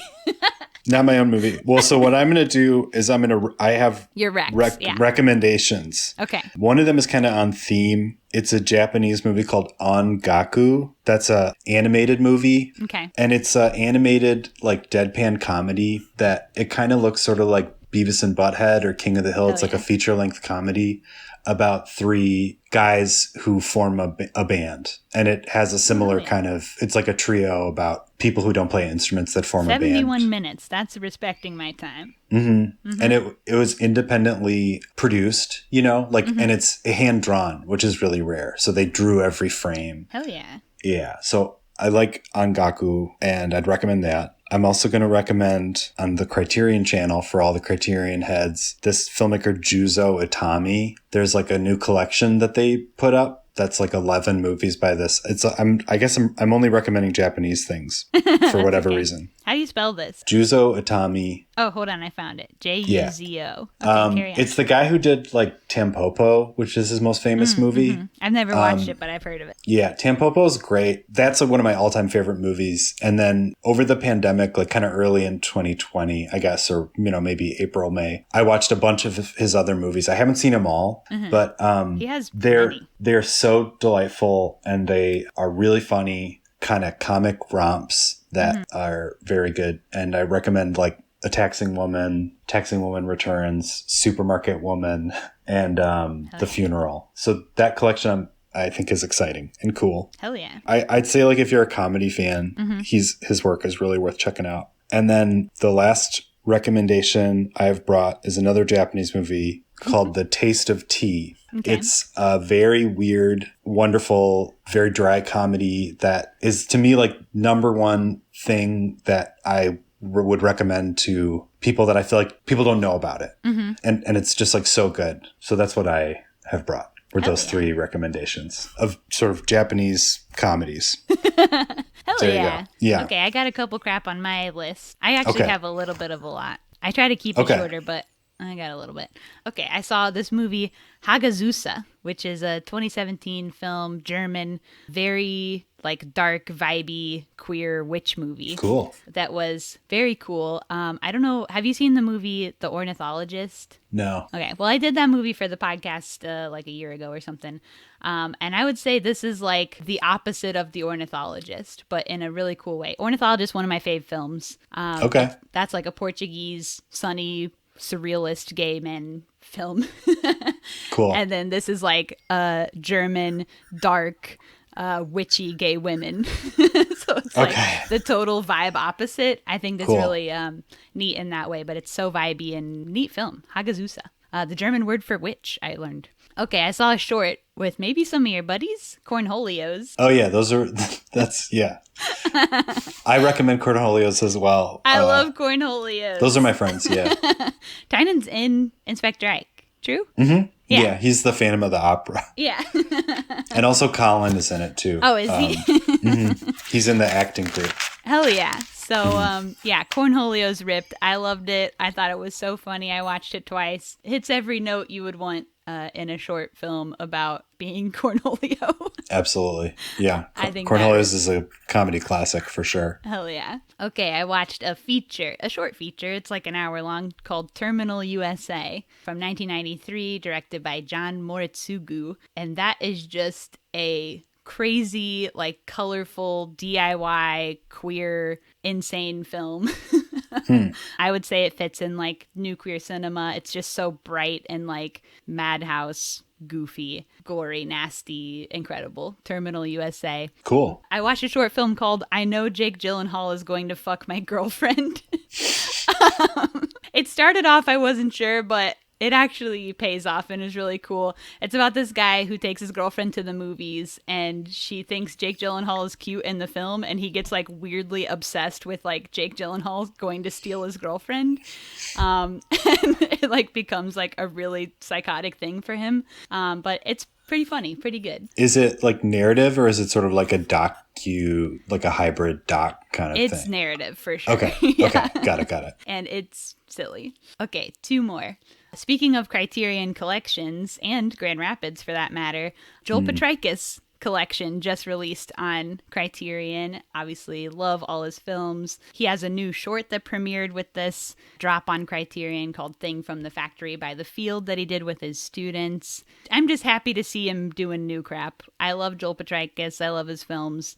We've done Relaxer for the pod, and I've had a bunch of those people on in the past, and I'm just so happy for them. Getting this Criterion drop is huge. Yeah, that's so cool. That's awesome. Last thing, I had one last thing. Northman, which I actually watched in Grand Rapids, speaking also of Grand Rapids again, at the AMC Grand Rapids. I saw The Northman last week. You did? What did you think? I liked it. I would say it's my least favorite of his movies. Yeah. And I think it's kind of like, I like how eccentric it is, but I kind of want it, you kind of know what he's capable of, so you kind of want it to be more eccentric, but then you also know that it's on this huge budget, and he probably was under a certain amount of pressure to make a commercial film, so I felt like there was, some opposing tension. Forces, yeah.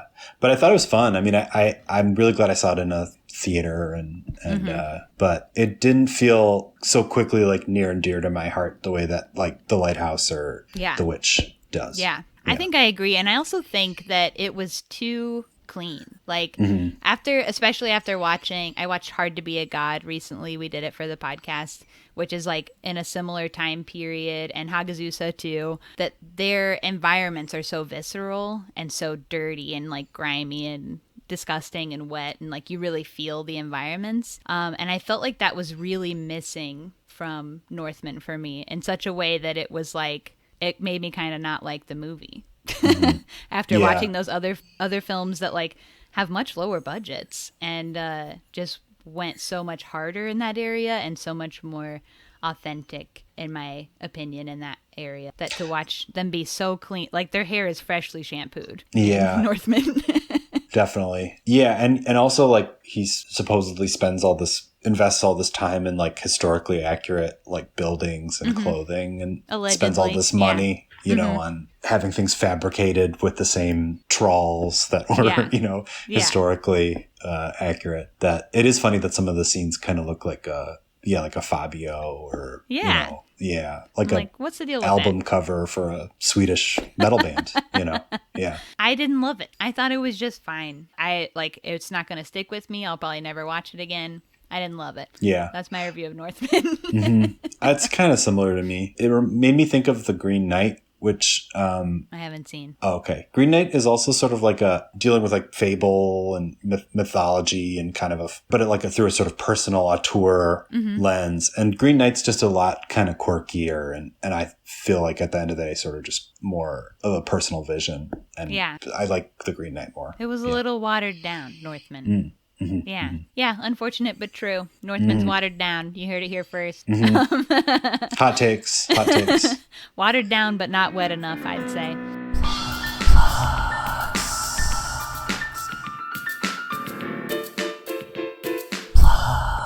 I will plug Inspector Ike, which, has had a very limited theatrical run, and is the run continuing? No, it's kind of over. The theatrical run for Inspector Ike is over, and we're going to have a digital release at some point for sure, but we're still kind of figuring that out. Okay. So somewhat ridiculously, the next way to see the movie is buying it on Blu-ray, which was not planned, and I never would have believed that is how this would happen. But you can buy if you have a PlayStation 3, you can buy a Blu-ray and or if you have a Blu-ray player. Yes, yeah. I don't have a Blu-ray player, but I have a PlayStation 3. I'm the opposite. Okay. Yeah, no, I'm on the Factory 25 website. You can buy that, yeah. Yeah, buy that on their website. And then the other thing I'd plug is I produced a movie directed by Tynan, who came up earlier, who's in Cornholios, called Dad and Stepdad. And we're done with the movie, and we're submitting it to film festivals. So keep an eye out. Keep an eye out. Hell Put it on your radar, because it's really, really funny, like special movie. I would be excited to share it with you. Please do. Whenever. Yeah. I'd love to watch. Yeah. So I think that's it. And follow you on Instagram. Yes, I'll plug my Instagram, which is Grambo Mason. Hell yeah. All right, so that's it. So follow all the crap, buy that damn DVD. There's a limited edition slipcover version too. Yeah, although I think they're all come with the slipcover. Well, we'll find out. I don't understand that, but yeah. Robert Beatty, the guy who designed our poster, who's like a genius. The poster rock. Yeah. Robert's like a just truly brilliant illustrator and graphic designer. He very generously designed the like slipcover package, which I think is really cool. And it's going to be like printed nicely. You can like put it on your shelf. Yeah. There's all kind of bonus features on this thing too. So that's sick. All right, so do all that crap, and that's the end of the episode, so thanks for joining me. Thank you. That was fun. We went deep. Oh, yeah, and I'll see everyone next week. Bye. Bye.